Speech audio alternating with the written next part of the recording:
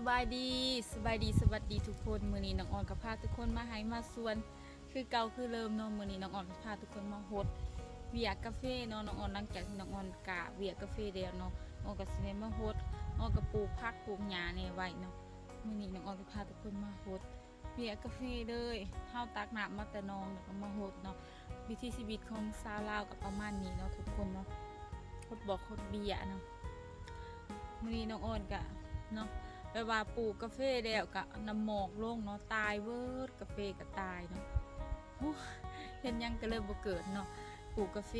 ก็ตายเนาะอันนี้สิปลูกใหม่เนาะเฮากะไว้แบบว่า3ตัวเก่าที่มันตายแล้วยังนะนอกจากสิบ่ได้เก็บหมากยังมันสิมาตายปากันอยู่เนาะทุกคนฝากทุกคนเข้ามาให้กำลังใจชาวเราตายเด้อทุกคนเด้อก็ขอบใจทุกคนได้หลายเนาะให้กำลังใจเนาะก็ฝากทุกคนซัพพอร์ตน้องออนเด้อทุกคนนะเดี๋ยวพาทุกคนไปฮดเบียร์เนาะเอาไปตักเอาประมาณอยู่ไกลประมาณไกลเติมเนาะไปตักเอาน้ำอยู่นองคุณเอามาฮดเบียร์เนาะบ่มีโปมเนาะโปมน้ำน้องเสดายไม่เขาตักเอาตักแค่ซัว2 อันนะกับเมนมาฮดเลยเนาะทุกคนไปเดี๋ยวออนจะพาทุกคนไปฮดเบียร์กาแฟเลยแล้วกับพาทุกคนรอเก็บพักตามแคมห้วยน้ำเข้มหวยน้ำเข้มน้องเลยเนาะเฮาไปโฮดเบียดเฮาเห็นพักน้ำเนาะส่วนใหญ่พักน้ำพักกูดมันเกิดตามเดียดเนาะเฮาก็สิเก็บพักเมื่อสุกกินเลยเนาะเพราะว่าถ้าอยู่ตามชนบทเฮาซื้อได้เฮาก็บ่มีเงินที่จะซื้อเนาะเฮาก็เก็บพักเก็บหญ้ากินไปนำเนาะพาทุกคนไปเด้อเลยทุกคนซัวกับ2 อันเนาะเฮาก็ตัดพร้อมกัน2ซัวเลยเพื่อสิเผาตักเผาแล้วเนาะน้องออนก็สิเริ่มปลูกผักปลูกหญ้านำน้องแบบว่าปลูกผักตามบ้านกาแฟน้อยเนาะผักปลูกผักนี่ก็เป็นห้วยน้ำเนาะที่เฮาสิลงไปตักเลยเนาะ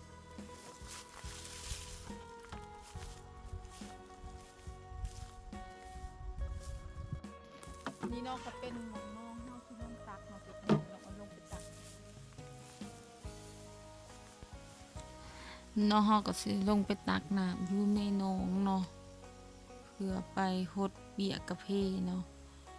ในหนองน้ำก็อยากมีปิงเลยนะทุกคน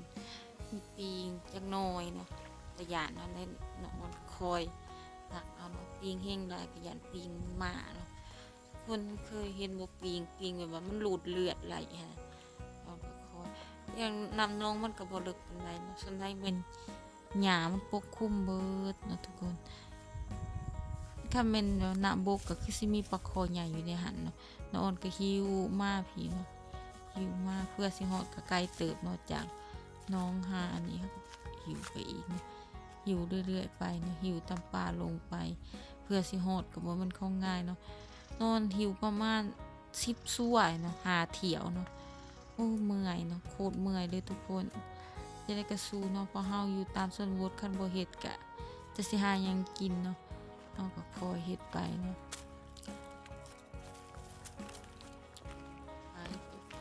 ยังบ่ทันได้ฮอดอีกยังยากอีกต่อไปเนาะเพื่อสิฮอดบ่แม่นของง่ายเด้อทุกคนเนาะสุดท้ายก็มาฮอดเนาะฮอดเฮาก็เลยโฮดเบียร์กาแฟเนาะอันนี้ก็เป็นเบียร์กาแฟเนาะกาแฟก็ปลูกแล้วก็ตายนำเนาะเพราะว่าน้ำหมอกกามลงแล้วมันก็ตายเนาะบ่รู้สิเฮ็ดจังไดเนาะหมอกลงหลายมันหนาวหลายเนาะปีนี้อากาศมันหนาวแห้งหลายเนาะประเทศให้ตายเนาะตัวอะไรในโรงเรือนนี่ก็บ่ตายพวกปลูกใหม่เนาะตายเนาะคนกำลังเริ่มปลูกกาแฟมาปีกายนี่ปีนี้เนาะก็น้ำหมอกลงโอ้สุดท้ายได้บ่ได้เก็บกันเนาะเฮ็ดหยังก็บ่ค่อยดีปานใดนะทุกคนขอบใจทุกคนหลายๆเนาะที่เข้ามาให้กำลังใจน้องออนซาลอไตนะน้องออนก็พยายามฝากทุกคน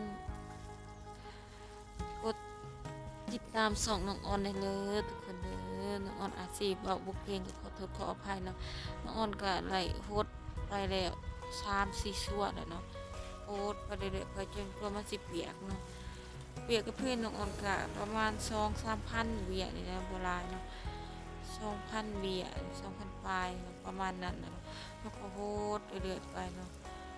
โพสต์ไปโพสต์คู่มื้อเนาะมื้อละเทื่อบ่ได้โพสต์หลายโพสต์แต่ยามแดงยามเช้าบ่ได้โพสต์มาทุกคน โคตรไปโคตรมาอยู่หันเลยจนกว่ามันสิเปียกนะเกงไก่เกงเนื้อโคตรไปมาก็เห็นหญ้าเกิดเฮาก็ลุกหญ้านำเนาะเฮ็ดไปเรื่อยๆไปนะทุกคนเนาะบ่เฮ็ดไปจักเสร็จแนวใดนะทุกคนเฮาต้องมีภาระหน้าที่เนาะ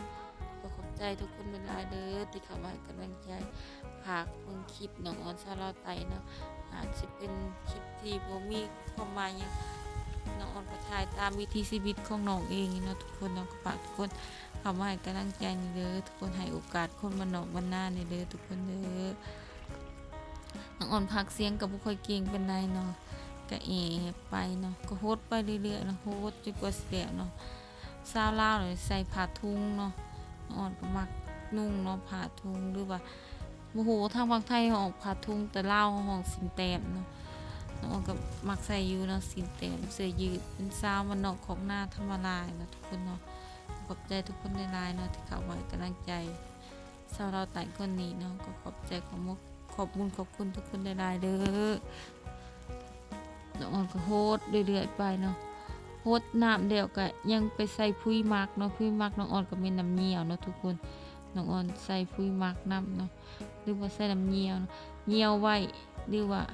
พูดทางภาคไทยห้องอิหยังเนาะทางลาวห้องน้ำเหี่ยวเฮาเหี่ยวไว้ประมาณ 4-5 มื้อเขาจะเอามาโฮดปลามันเน่าก่อนนะทุกคนมันจะสิงามเนาะน้องออนก็พยายามเฮ็ดทุกๆอย่างเพื่อให้เวียกกับเพถอดยอดไวๆเนาะว่าคันทุกคนมียาบำรุงดีๆแนะนำก็สามารถแนะนำน้องออนเด้อนี่ก็หลานะเนาะน้องออนก็เริ่มกะไหลบ่ปลูกมานี่ได้บ่20 ไปวันเนาะ ไปลกเบียเอาในสวนกาแฟเขาแล้วมานิบใส่เนาะน้องก็เลยหายทงน้องก็บุญเนาะกระเบียก็ขอโทษทุกคนหลายๆเนาะโพดเพื่อสิเดียวเราแล้วรับเป็น10ชั่วของยางหิวไปหิวมาเมื่อยนะทุกคนเนาะเพื่อสิเดียวเบียกเดียวงานแต่ละมื้อแต่ละเดือนมันบ่แม่นเรื่องง่ายๆเนาะอยู่บ้านเฮาก็คือบ้านเฮาเนาะเมื่อยก็พออยู่เนาะบ้านเฮาเองเนาะก็ขอบใจทุกคนหลายๆเนาะ ที่เข้ามาให้กำลังใจผากติดตามส่องน้องออนซาวลอนไตเด้อทุกคนผากเบิ่งโฆษณาเพื่อน้องออนเด้อทุกคนขอบใจ FC ทุกคนใดที่ฮักแพงและเอ็นดูน้องสาวคนนี้ก็ขอบคุณขอบมุกขอบใจหลายๆเด้อทุกคนน้องออนก็ย่างบ่แล้วนอนยังฮดอยู่นี่แหละฮดให้มันซุ่มๆเพราะว่าเรารู้แรงนี่เนาะเฮาฮดคันเฮาฮดบางๆมันก็แหงไว้เนาะมันเฮ็ดให้เวียกกาแฟเฮาตายเนาะเฮาต้องโฮดให้มันเปียกๆโฮดให้มันซุ่ม โหดไปโหดมาอยู่นั่นแหละทุกคนโหดจนมันแบบว่ามันซุ่มพุ่นนะทุกคนโหดแท้โหดว่าเนาะ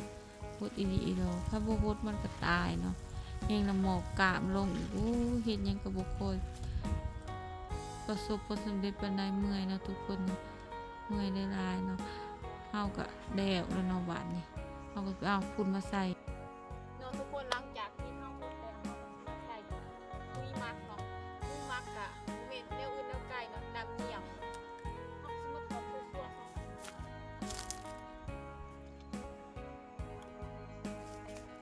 ก้าวลง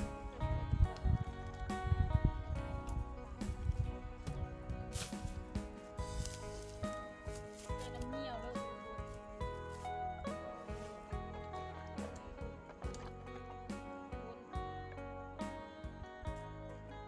ใส่ไม่ยังตาย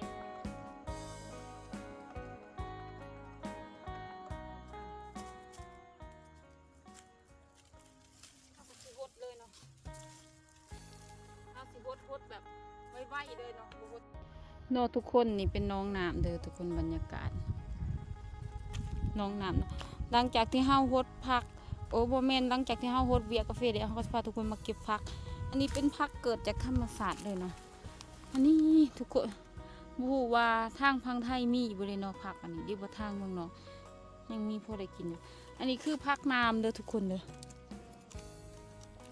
กกมันเป็นน้ำหนักเฮาเก็บเมื่อสุกกินแซ่บเนาะสุกพักกินนี่ก็มันยังอ่อนอยู่เฮาสามารถเก็บได้มันแก่แล้วเนาะนี่ทุกคน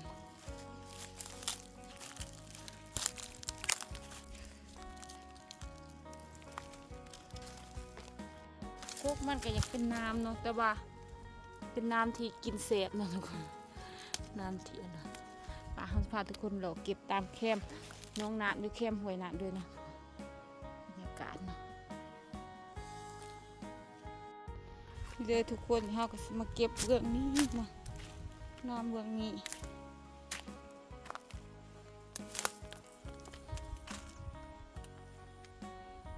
เดี๋ยวมันแก่บ่ได้นะยังทุกคนขั้นเก็บก็คือสิมีอีกนะดูแบบบ่มีอีกเดี๋ยวมีคนมาเก็บเดี๋ยวนะพระเจ้าเลยมาเก็บก่อนนี่มันเป็นพักเกิดจากธรรมศาสตร์เนาะถ้ามีคนมาเก็บก็แต่ว่ามันกับบ่มีเนาะตามเมืองแล้วโบคนเก็บกะงัวกินมาประมาณนั้นนี่ทุกคนพอได้รวบเต็มเจียวอยู่เนาะทุกคนหลังจากที่โฮดเบียกาแฟแล้วเราเก็บพอกเก็บพักก็บ่มีเนาะเขาเก็บเบิดอะเนาะน้องอ่อนกะสิได้เมื่อก็เนาะน้องอ่อนก็ขอบใจทุกคนหลายๆเนาะสำหรับคลิปนี้น้องอ่อนกับบุญมียังหลายเนาะขอบใจทุกคนที่เข้ามาให้กำลังใจเนาะเขามาซัพพอร์ตน้องอ่อนซาลาวไต่คนนี้นะก็ขอบคุณทุกคนหลายๆเนาะที่ดูตนสงสารน้องอ่อนซาลาวไต่ก็ฝากทุกคนเข้ามาให้กำลังใจในเด้ออย่าลืมทุกคนเข้ามาคอมเมนต์ขอจ้าแล้วพูดคุยกันเนาะน้องอ่อนกะปีนี้ก็เริ่มต้นชีวิตใหม่กับฝากทุกคนเข้ามาให้กำลังใจน้องอ่อนว่าความเก่าสงสารเดิมกับขอโทษขออภัย FC หลายๆเนาะน้องอ่อนกะสิขอจบคลิปไว้เพียงเท่านี้ไว้พอกันคลิปหน้าเด้อทุกคนฝากทุกคนกดติดตามส่องน้องอ่อนซาลาวไต่เพื่อน้องอ่อนที่คลิปต่อไปนะก็ขอบใจ FC หลายๆสำหรับคลิปนี้น้องอ่อนขอกล่าวคำว่าสบายดีบ๊ายบายไว้พอกันคลิปหน้าเด้อทุกคน